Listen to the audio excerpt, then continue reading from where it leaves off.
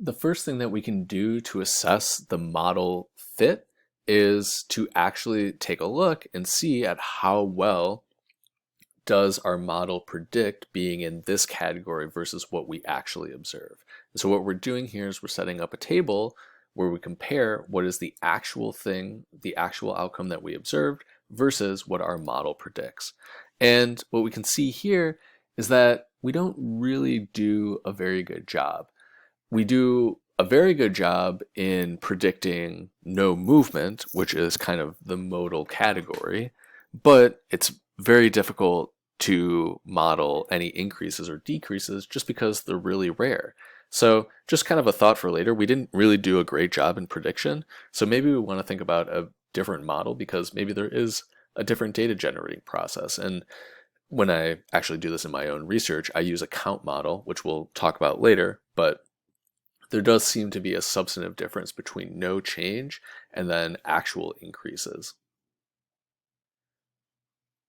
So just for some general rules of how we might go about thinking about assessing model fit, we can do it for pretty much each category of the response because we have those separate estimated regression lines.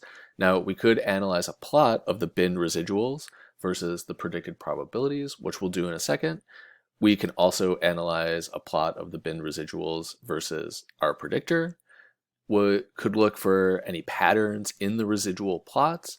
And again, for each categorical predictor variable, we can examine the average residuals for each category of the outcome.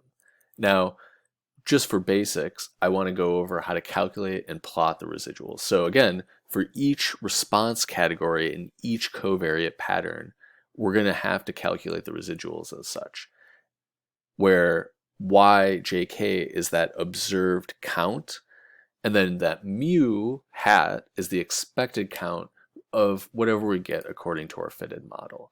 So what we see here is some pretty disturbing patterns in the residuals. And again, as I stated, we might want to think about reasons for why we would model this in a different way. The primary thing that we should probably consider in the future is the fact that we have a large amount of zeros, so we should probably be running some sort of zero inflated model. And again, like I said, if we're doing a count model, we could be doing a zero inflated Poisson. We'll talk about that in a further module. So to conclude, we talked about how to extend our logistic regression framework and move to an instance in which we have an outcome that has more than two categories. And then we'd be modeling it with a multinomial regression framework.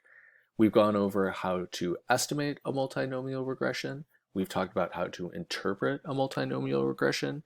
And within that, we've talked about how to extract and calculate predicted values, which are not only important for interpretation, but as well as for model fit.